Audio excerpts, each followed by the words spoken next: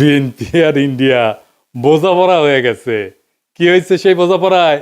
সেটা হইতেছে যতদিন আপা চট কইরা ঢুকে না যায় ততদিন পর্যন্ত বিএনপি ভারপ্রাপ্ত আওয়ামী লীগ হিসেবে কাজ করবি।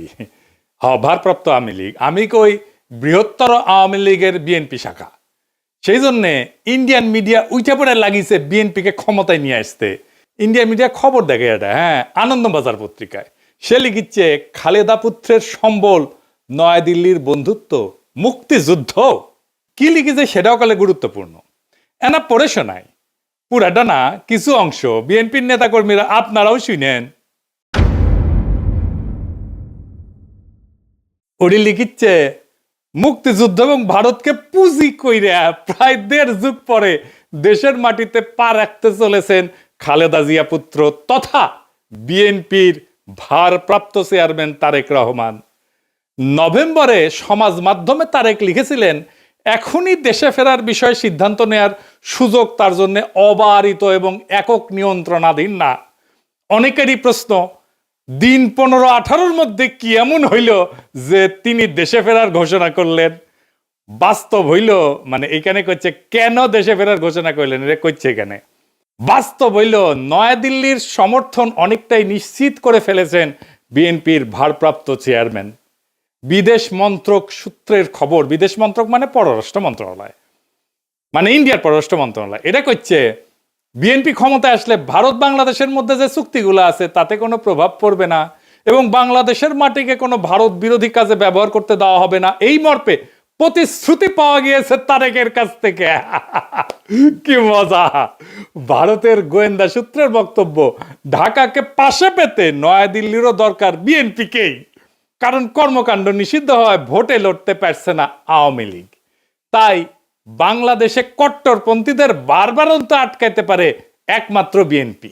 নির্বাচনের মাধ্যমে খালেদার দল ক্ষমতাসীন হইলে বাংলাদেশে ভারত বিরোধী তৎপরতায় রাশ টানা যাবে। তাই আওয়ামী লীগের সঙ্গে সখ্য থাকা সত্ত্বেও অবস্থা বুঝে ব্যবস্থা হিসেবে তারেকের পাশে থাকতে হচ্ছে নয়াদিল্লিকে। মাশাআল্লাহ!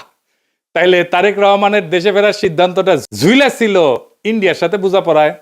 আমি নিউজটা বাইর হওয়ার পরে কয়েকদিন দেরি করেছি এপিসোড করতে। আরে ক্ষীণা আশা ছিল যে বিএনপি হয়তো এই সংবাদের প্রতিবাদ জানাবে, জানাইছে, জানায় নাই। তার মানে প্রত্যেকটা শব্দ এই নিউজের সত্য। আর একটা ইন্টারভিউ দেখায় সুবীর নন্দীরা চেনেন তো?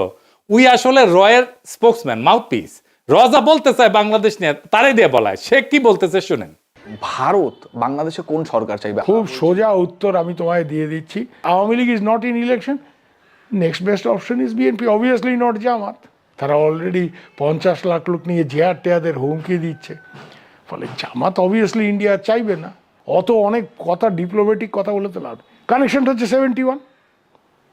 আমরা একসাথে, আমার সৈন্য এবং মুক্তিযোদ্ধারা রক্ত ঝরিয়েছে, সেই সুবাদে আওয়ামী লীগ।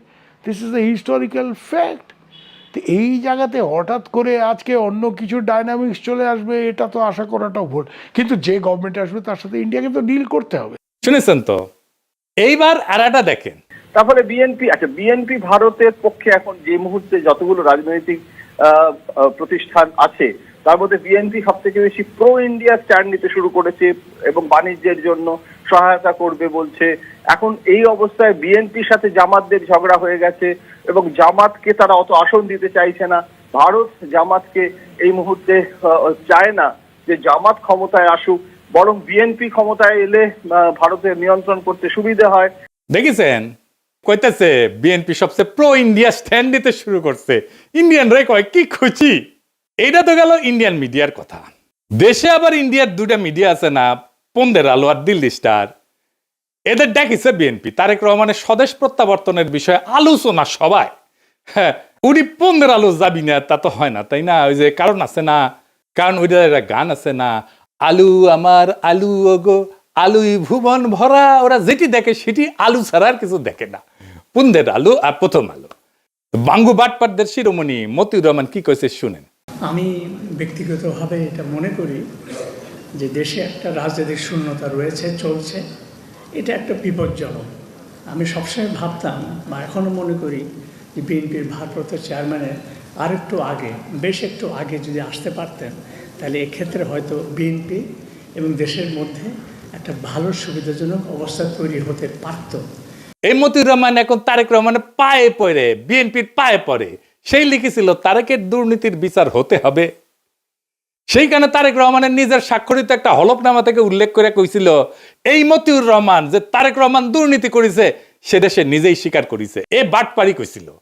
আবার ওই মামলা থেকে তারেক রহমান খালাস পেলে আবার প্রথম আলোয় লিখেছিল নৈতিকভাবে তারেকও দণ্ডিত। খালাস পেলে কি হয়েছে, তুই নৈতিকভাবে দণ্ডিত, বুঝছাও।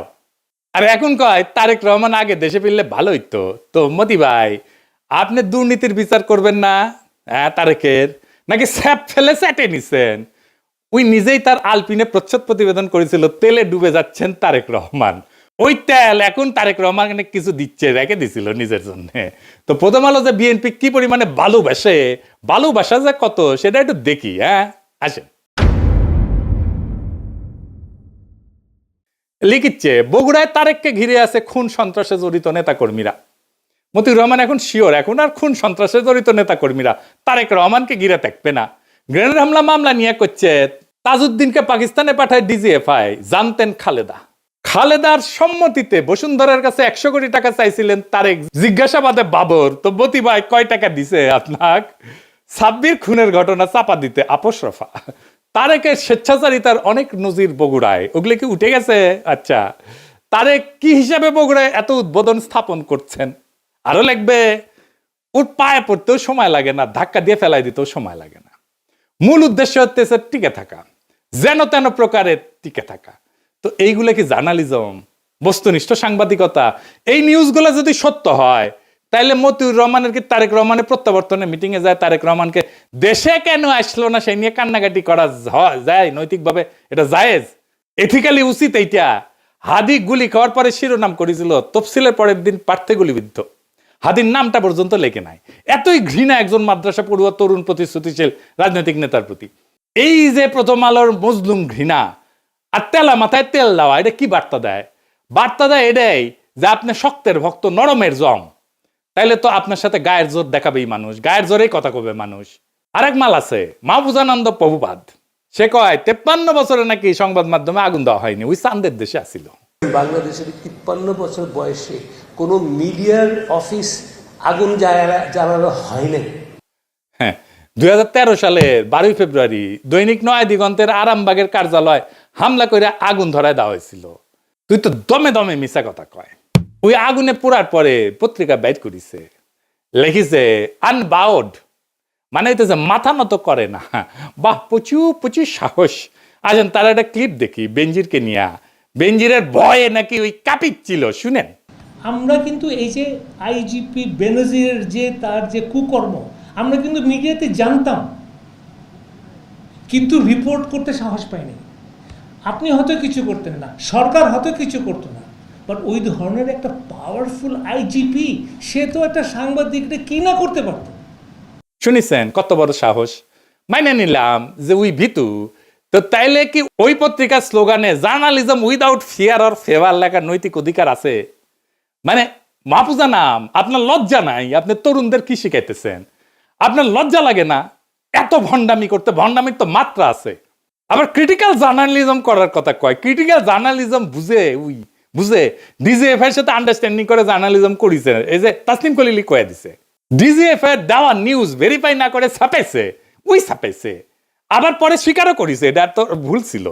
তুমি যদি আমাকে জিজ্ঞেস করো আমার সাংবাদিক জীবনে, এডিটরের জীবনে ওটা হচ্ছে একটা বিরাট ভুল। আমি ভুল করেছি। ওই সময় ডিজিএফআই এর দেওয়া নিউজ আমার ছাপানো উচিত হয়নি। ইট ওয়াজ এ ব্যাড এডিটোরিয়াল জাজমেন্ট। আমি ভুল করেছি। শুনেছেন, আমি কইছিলাম এই ডেইলি স্টারের জার্নালিজম নিয়ে 100 ঘন্টার এপিসোড করা যায়। গতকাল আমি একটা পুরানা ভিডিও দিছি, দেখেছেন না সবাই? অনেক দিন তো হইল। জবাব দিছে ডেইলি স্টার, আমার উত্থাপিত প্রশ্নের জবাব দিছে নাকি এরা জবাব দিয়ে তার ঊর্ধ্বে মিডিয়া? এরা সার্বভৌম একটা অথরিটি হইছে, সবকিছুর ঊর্ধ্বে, ওরা কেউ প্রশ্ন করতে পারবে না। তো আসলে আসেন, এই যে দুইটা গণমাধ্যম, এই যে দুইটা প্রথম পন্দের আলো আর দিল্লি স্টার, এটা কি গণমাধ্যম? গণমাধ্যমের ভূমিকা বুঝতে হলে আমাদের দুইটা জিনিস বুঝতে হবে, ট্রুথ এবং ফ্যাক্টস। সত্য কি এবং ঘটনা কি। ফ্যাক্টস হইতেছে মানে ঘটনা হইতেছে আমরা পরিষ্কার যেটা দেখছি হাদিস জানা যায় লাখ লাখ মানুষ হয়েছে না, 10 থেকে 15 লাখ মানুষ হয়েছে, আমরা সবাই দেখছি কয়েকদিন আগের ঘটনা। কিন্তু জানাজার ট্রুথ, সত্য তৈরি করা ট্রুথ মেকিং মেশিন কি? পুন্দের আলো আর ডেইলি স্টার। আমরা চোখের সামনে দেখলাম 10 থেকে 15 লাখ লোক। দিল্লি স্টার লিখেছে শয়ে। আজকের ঘটনা যদি ইতিহাসে আদৌ স্থান পায় তাহলে এটা স্থান পাবে পুন্দের আলো দিল্লি স্টারের বিবৃতিতে কি আছে সেটা দিয়া। দিল্লি স্টার লিখছে শত হাজার না, লাখ না, শত ওই যে হাদি না, একজন প্রার্থীকে লিখেছে। এটাই থেকে যাবে ইতিহাসে। আমাদের আবেগ হাদিকে নিয়ে আজকে যে এটা 50 বছর পরে সেটা থাকবে না, কারণ আমরা অনেকেই থাকবো না, অনেকে জানবেই না এই ঘটনা। তখন থাকবে এই পত্রিকার ট্রুথ যেটা লিখেছে ওরা। পুন্দের আলো আর দিল্লি স্টার কোনো মিডিয়া প্রতিষ্ঠান নাই, এগুলো হইতেছে জনগণের যে কর্মকাণ্ড, আমাদের যে পাবলিক রেকর্ড, এগুলোর কাস্টোডিয়ান। আমাদের দৈনিক, আমাদের যে বাস্তবতার উপাখ্যান, এইটা রচনা করে পুন্দের আলো আর দিল্লি স্টার।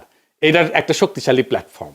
তাদের মতো করে যেইটা পুন্দের আলো আর ডেইলি স্টারের নিজের চিন্তার, নিজের জগতের বাইরে, সেটাকে সে বাদ দিয়া দেয়। হাদি নামি আসে না, প্রার্থী হইয়া যায়। শয়ে হয় মিলিয়নের বদলে। এইভাবে সত্য নির্মাণ করে এই মিডিয়াগুলা। সত্য কিন্তু কখনো নিরপেক্ষ না, সত্য সবসময় একটা মতাদর্শিক নির্মাণ। তাইলে পুন্দের আলো আর দিল্লি স্টার কার পক্ষে সত্য নির্মাণ করে, কার স্বার্থ রক্ষা করে, সবাই জানে, সব সুতিয়া জানে। এই প্রশ্নের উত্তর জানে না এরকম কেউ নাই, কিন্তু বলবে না। ও বলতে হইলে তখন এই লোকদেরকেই বলতে হয়। নিকা বসার আগে ইদ্যৎকাল বলে একটা জিনিস আছে, আপনারা ভালো জানেন। তাইলে এই পুন্দের আলো আর দিল্লি স্টারের ভাতার আওয়ামী লীগের সাথে বিচ্ছেদের পরের ইদ্যৎকাল শেষ হওয়ার আগেই বিএনপির সাথে কেন নিকা বসলো? কারণ এই দুইটা পত্রিকায় ফ্যাসিস্ট শক্তির সহযোগী ছিল। এদের বিচার হওয়া উচিত ছিল, গণ আদালতে বিচার হওয়া উচিত ছিল। কিন্তু এদের সম্পদ, এদের কন্ট্রোল, এটা গোপনে বিএনপির কাছে সম্পত্তি হস্তান্তর হবে। বিএনপি সব জায়গায়, সব মিডিয়াতে নিজেদের লোক বসাইছে। কালের কণ্ঠে কে সম্পাদক, বাংলাদেশ প্রতিদিনে কে সম্পাদক, 8 টিভিতে কে শেয়ার নিছে, 71 টিভিতে মালিকানা নিছে কে, সব বিএনপি। নাম কইলাম না আজকের। তারা ভাবিছে নিরাপত্তা দিবি বিএনপি। খারান আইসেনি, আমি না ঘোড়ায় আসবো, ঘোড়ায়। আপনাদের জন্য হাসার আমার টাইম নাই। এডিটর সাহেব ঘোড়ার হাসিটা দেন। যাদের প্রোটেকশনের আশায় আছেন তাদের কয়টা ক্লিপ দেখাই। মির্জা আব্বাসরে দেখেন।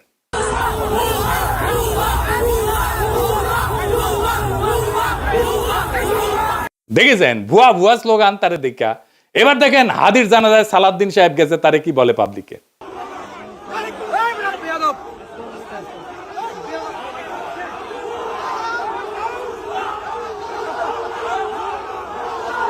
দেখেছেন এটিও ভুয়া স্লোগান।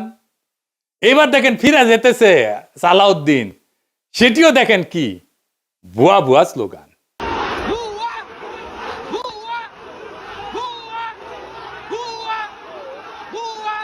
মির্জা ফখরুল চালাক মানুষ, জানাজার আগে কইছে আমি অসুস্থ, আমি যাবো না। সত্যি অসুস্থ কিনা আল্লাহ জানেন। বিএনপি শীর্ষ নেতাদের প্রতি জনগণের অনাস্থা আর অশ্রদ্ধা কোন জায়গায় গেছে দেখেন। এরা ইলেকশনে জিতবে কি মনে হয় আপনাদের? এই অন্তর্বর্তীকালীন সরকার গণমাধ্যমগুলোর ফ্যাসিস্ট ভূমিকা এবং তাদের নেতৃত্ব প্রদানকারী চরিত্রগুলোকে বিচারের আওতায় আনতে ব্যর্থ হয়েছে। শুধু ব্যর্থ হয় নাই, তাদেরকে আশ্রয় দিছে, প্রোটেকশন দিছে, তাদেরকে এম্পাওয়ার করছে। প্রফেসর ইউনূস ডেকে এদের সাথে বসে কথা বলে, সাক্ষাৎকার দেয়। এই কারণেই জনতা শাস্তি দেওয়ার কাজটা নিজেদের হাতে তুলে নিতে বাধ্য হয়েছে। হাদির জানাজা প্রমাণ করছে জুলাইয়ের আগুন নেভে নাই, বিপ্লবী ছাত্র জনতা ঘরে ফিরে যায় নাই। জুলাই বিপ্লবকে এই জন্য হয়েছিল যে এক ফ্যাসিস্ট শাসকের জায়গায় আর একটা ভারপ্রাপ্ত ফ্যাসিজম বসবে। আওয়ামী লীগের জায়গায় ভারপ্রাপ্ত আওয়ামী লীগ হয়ে বসবে বিএনপি, যার গ্যারান্টার হবে নয়াদিল্লি। সেই জন্য তো হয় নাই। কিন্তু বিএনপি কি করলো? তারা বিপ্লবের আগুনকে নেগোসিয়েশনের কয়লায় ফেলে দিল, ক্ষমতার কয়লায় ফেলে দিল। তারা ছাত্র জনতার রক্তকে জিও পলিটিক্যাল কারেন্সি বানালো। এইটাতে বিএনপি শেষ হয়ে যাবে। এই দেশের মানুষ একটা জিনিস সহ্য করতে পারে না, সেটা হইতেছে বেইমানি। বিএনপি জনতার সাথে, শহীদের রক্তের সাথে বেইমানি করছে, বিপ্লবের সাথে বেইমানি করছে। আওয়ামী লীগ ক্ষমতায় ছিল ইন্ডিয়ার জোরে, এখন বিএনপি ক্ষমতায় আসতে চায় ইন্ডিয়ার সাথে বোঝাপড়ায়। দুইটারই একই রোগ, শুধু উপসর্গ বদলাইছে। আর মানুষ সেটা বুঝে গেছে। হাদির জানাজায় প্রমাণ করছে জুলাইয়ের আগুন নেবে নাই, ছাত্র জনতা ঘরে ফিরে যায় নাই। ওরা কাউকে ম্যান্ডেট দেয় নাই, না ভারতকে, না বিএনপিকে, না মিডিয়ার সত্য বানানোর মেশিনকে। এই কারণেই কইতেছি বিএনপির পরাজয় আসবে ভোটের দিন না, পরাজয় শুরু হয়ে গেছে নৈতিক জায়গা থেকে। যেই দল বিপ্লবের সঙ্গে বিশ্বাসঘাতকতা করে সেই দল ক্ষমতায় যাবে না, গেলেও টিকে থাকতে পারবে না। ক্ষমতায় যাক বা না যাক, ইতিহাস তাকে ক্ষমা করবে না। জুলাই কোনো ইন্টারভেল না, জুলাই কোনো সিনেমা না, জুলাই কোনো পিকনিক না, জুলাই কোনো দর কষাকষির বিরতি না। জুলাই ছিল এবং থাকবে ভারতের সাথে বোঝাপড়া আর দেশি ফ্যাসিজম, দুইটার বিরুদ্ধেই জুলাই জিন্দা থাকবে। এই সত্য যতদিন থাকবে ততদিন বিএনপির এই বোঝাপড়াই তাদের সবচেয়ে বড় রাজনৈতিক আত্মঘাতী সিদ্ধান্ত হয়ে থাকবে। পরাজয় শুরু হয়েছে, ওই বিশ্বাসঘাতকতার দিন থেকে পরাজয় শুরু হয়েছে। জুলাই শেষ হয় নাই, জুলাই বিশ্বাসঘাতক কাউকে ক্ষমা করবে না। ইনকিলাব জিন্দাবাদ।